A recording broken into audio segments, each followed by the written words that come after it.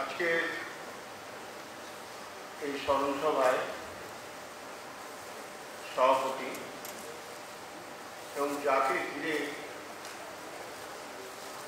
আজকে স্মরণ সভাটা অনুষ্ঠিত হচ্ছে,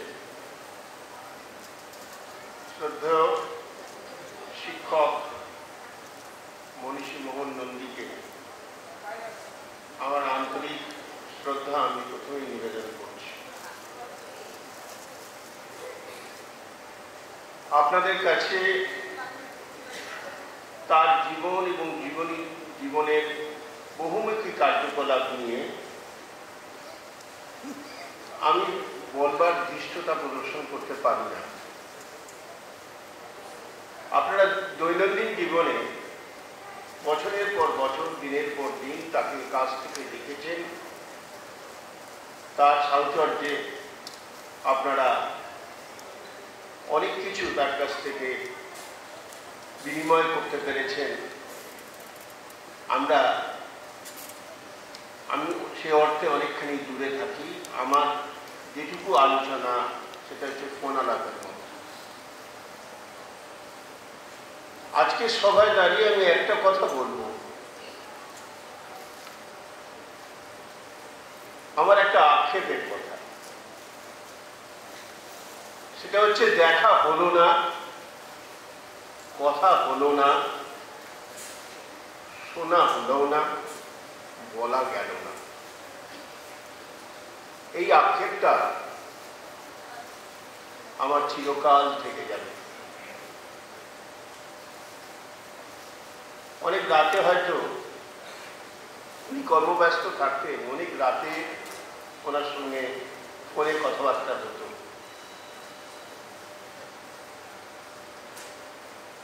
বিভিন্ন প্রশ্নে যেমন মতৈক্য ছিল, কাছের মানুষ ছিল বলেই এত আকুতি ছিল, এত আত্মসমর্পণের একটা যেন ভূমিকা ছিল। সেইটা যে কাছে এসে নিবেদন করব, সেই সুযোগ থেকে আমি বঞ্চিত হয়েছি। এই আক্ষেপটা আমার থাকবে। আজকে যে সমস্ত বিষয় নিয়ে আলোচনা করছে, অনেকেই বক্তাই বলেছেন, মনীষীদা একজন শিক্ষক ছিলেন। শিক্ষকের বিভিন্ন রকম গুণাবলীর কথা এখানে যারা অধ্যাপক আছেন, যারা শিক্ষকতা করছেন, তারা খুব ভালোই জানেন যে কিছু হচ্ছে অর্জিত গুণাবলী থাকে, আর নিজের ইনস্টিংক্টলি যেটা পেয়ে যান সেই গুণাবলী মধ্যেই তার সমস্ত দিকগুলি বিকশিত হয়।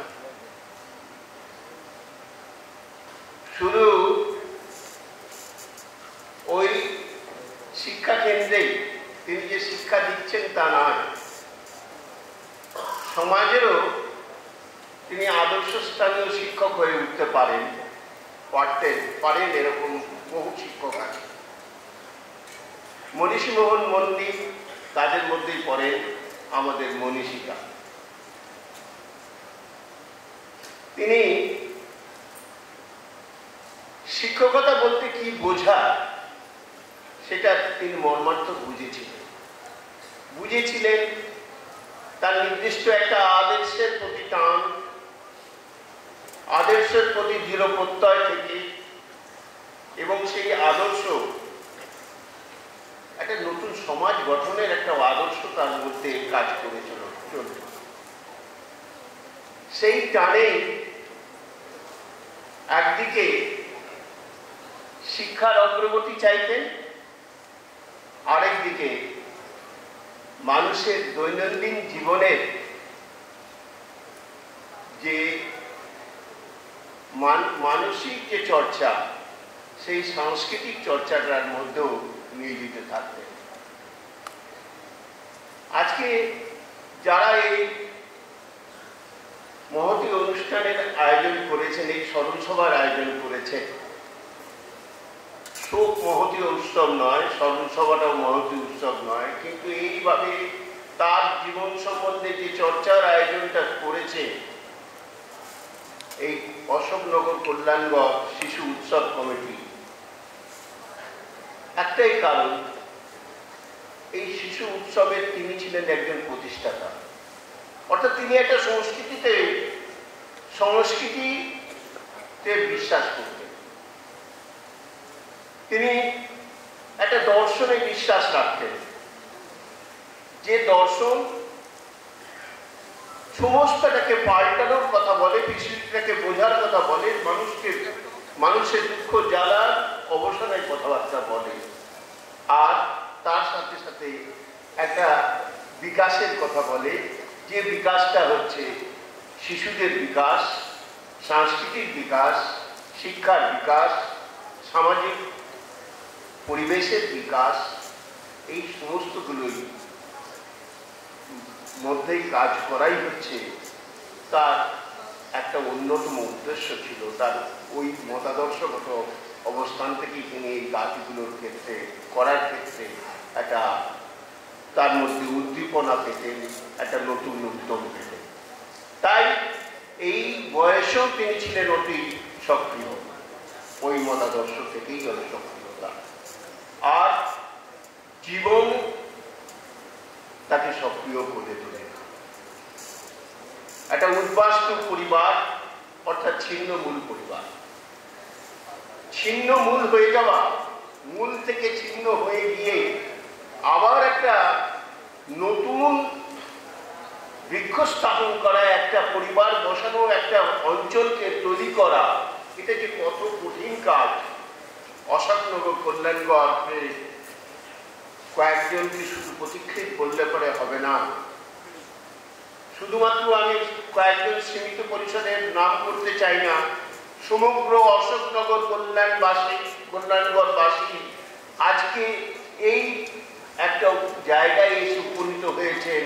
ওই উদ্বাস্তু থেকে আজকে একটা সাংস্কৃতিক পরিমণ্ডল এখানে তৈরি করেছেন, এখানে একটা ক্রিয়ার ক্ষেত্রে একটা পরিমণ্ডল তৈরি করেছেন, একটা মানুষের সুস্থ জীবন যাপনের জন্য যে পরিমণ্ডল তৈরি হয়েছে, পারস্পরিক সৌহার্দ্য এবং সম্প্রীতির একটা পরিমণ্ডল তৈরি হয়েছে, এটা কিন্তু ওই সমগ্র অশোকনগর কল্যাণগড়বাসী যেমন তার কৃতিত্ব আছে, তার সঙ্গে সঙ্গে এরা প্রতিকৃত হিসাবে কাজ করেছেন। মনীষীরা তাদের মধ্যেই একজন পড়েন, অত্যন্ত পরম শ্রদ্ধার ব্যক্তি। তার মত, তার মতবাদের কথা হয়তো আমরা অনেক বেশি জানি, একটু বেশি বলতে পারতাম, কিন্তু সেগুলো আলোচনার বিষয় নয়। কিন্তু একটু বলি যে তার সঙ্গে আমার ব্যক্তিগত কিছু কথা, আমাদের তার মতাদর্শগত কথা, সেগুলো হলো না, দেখা হলো না বলে, তার কথাগুলো শোনা হলো না, আমারও কিছু বলা হলো না, শেখা হলো না, জানা হলো না। আজকে এই যে স্মরণ সভায় আপনারা আমাকে সুযোগ করে দেওয়ার জন্য আমি আপনাদের কাছে কৃতজ্ঞতা স্বীকার করছি। আমি স্মরণ করছি মনীষীরাকে, আমার এবং তার পরিবারের প্রতি, আমি শোক সন্তপ্ত পরিবারের প্রতি আমার সমবেদনা জানাচ্ছি। এবং আপনারা আপনাদের একজন অগ্রণী পথপ্রদর্শককে হারিয়ে আপনারা যে শূন্যতার মধ্যে পড়ে গেছেন, সেই শূন্যতা দ্রুত পূরণ করুন আপনাদের মধ্য থেকে যোগ্যতা সম্পন্ন ব্যক্তি নিয়ে, এটুকু আমি বলবো। আর আমার শ্রদ্ধা, ভালোবাসা এবং প্রণাম মনীষীদার প্রতি রইল। এই কথা বলে প্রত্যেককে আমার শুভেচ্ছা জানিয়ে আমার বক্তব্য শেষ করব।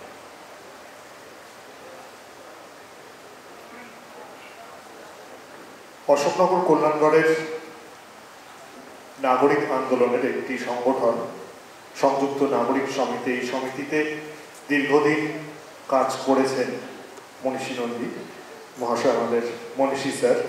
সংযুক্ত নাগরিক সমিতির পক্ষে এখন বক্তব্য রাখবেন শ্রী সমীর রঞ্জন দত্ত।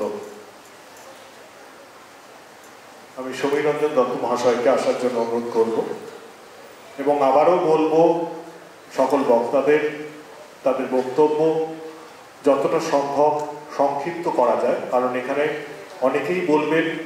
আমরা চাই আমরা যে নামের লিস্ট করেছি বক্তাদের, তারা সবাই বলার সুযোগ পান এবং সেই সুযোগ আপনাদেরই করে নিতে হবে। বক্তব্য রাখবেন শ্রী সমীর রঞ্জন দত্ত।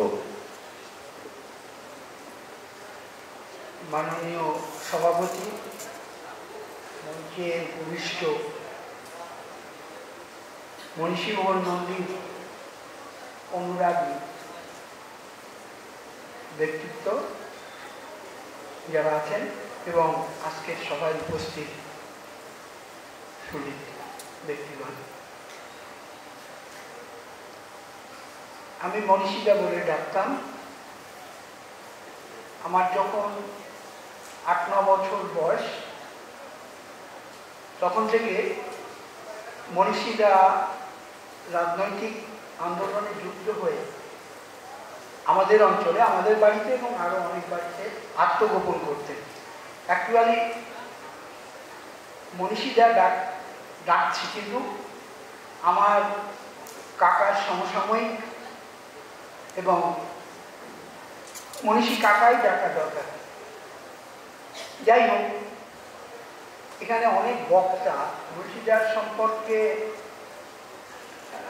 মানে খুব সংক্ষেপে যেটা বলবো সেটা হচ্ছে যে মনীষীদার জীবনের তো উদ্বাস্তু জীবনের যে যন্ত্রণা এবং দারিদ্র্যকে সাথে নিয়ে এই দেশে আসা, এবং আমার পূর্ববর্তী বক্তা বলেছেন যে অভিজ্ঞতায় এবং ছাত্র জীবনে যাদের সংস্পর্শে আসেন সেখান থেকেই নির্দিষ্ট দর্শনে বিশ্বাসী হয়ে রাজনৈতিক জীবন। মনীষীদার রাজনৈতিক জীবনকে বাদ দিয়ে আলোচনা চলে না। আমার সৌভাগ্য যে আমি মনীষীদার রাজনৈতিক জীবনের সাথী অনেক ছোট থেকেই বলতে পারেন, যখন 12-13 বছর বয়স তখন থেকেই হয়েছে। একসাথে মিছিলে হেঁটেছি, একসাথে সভায় বক্তৃতা শুনেছি, একসাথে অনেক যে সামাজিক এবং যে নাগরিক আন্দোলন সংগঠিত করার কাজে এগিয়ে গেছি। আমার সৌভাগ্য হয়েছে যে মনীষীদার সাথে অশোকনগর বয়েজ সেকেন্ডারি স্কুলের শিক্ষকতা করতে পেরেছি। অনেক কিছু বলার, যাই হোক, যেটা বলবো যে মনীষীদার সাথে যেখানেই চলাফেরা করেছি, একসাথে তার সাথে যা কিছুতে যোগদান করেছি, তার জীবন থেকে তার চলার পথে সাথী হয়ে অনেক কিছু শিখতে পেরেছি। মানুষের প্রতি ভালোবাসা, এটা তার বলবো যে সহজাত ছিল। একটা ছোট্ট ঘটনা বলি, আমরা যে অঞ্চলে বাস করি মিউনিসিপ্যালিটি হওয়ার পরে, সেটা মিউনিসিপ্যালিটির দোষ না, যারা অ্যাসেসমেন্ট করতে দেওয়া হয়েছিল তারা একেবারে বাড়ির জমি সহ অ্যাসেসমেন্ট করে যার 25 টাকা বা 30 টাকা ট্যাক্স ছিল সেটা 500, 600, 700, সুতরাং একটা বিরাট হইহট্টগোল পড়ে গেল। আমরা পাড়ার লোকরা দলমত নির্বিশেষে মনীষীদার কাছে আসলাম। শর্মিষ্ঠা দত্ত তখন চেয়ারম্যান আর প্রসেনজিৎ মল্লিক ভাইস চেয়ারম্যান। জানালাম শর্মিষ্ঠা দত্তকে, বললেন মনীষীদা আপনি এই দায়িত্বটা নিন। আমাদের সাথে কথা হলো, সেই ট্যাক্স ভুলবশতই হয়েছিল। মনীষীদা, প্রসেনজিৎ মল্লিক, শর্মিষ্ঠা দত্ত চেয়ারম্যান মানে সমস্ত চেষ্টায় সেই ট্যাক্স আর বাড়ল না। অর্থাৎ ওই অঞ্চলের সাথে সাথে নিবিড় যোগাযোগ ছিল, বুঝতে পারছিলেন যে ওই অঞ্চলের মানুষ যেভাবে ট্যাক্সটা বেড়ে গেছে সেটা দেওয়া সম্ভব হবে না। এটা মানুষের প্রতি যে একটা দরদ, সমস্ত ক্ষেত্রে দেখেছি যে মানুষের প্রতি একটা দরদ। আর অর্থ উপার্জন যে খুব বেশি করেছেন তা না, কিন্তু অর্থ ব্যয়ে মানুষের উপকারে লাগবে কার্পণ্য ছিল না।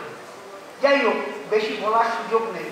আমি বলবো যে মনীষীদার সাথে চলার মধ্য দিয়ে অনেক কিছু শিখেছি। সেই শিক্ষাকে আমি আর শিশু উৎসবের পরিধিতে যাচ্ছি না, এখানে অনেকে আলোচনা করবেন। সেই শিক্ষাকে যদি আমরা কাজে লাগাতে পারি তাহলে পরে সমাজের অগ্রগতি ঘটবে। এই কথা বলে মনীষীদার স্মৃতির প্রতি আমার শ্রদ্ধা নিবেদন করে আমি আমার বক্তব্য শেষ করছি।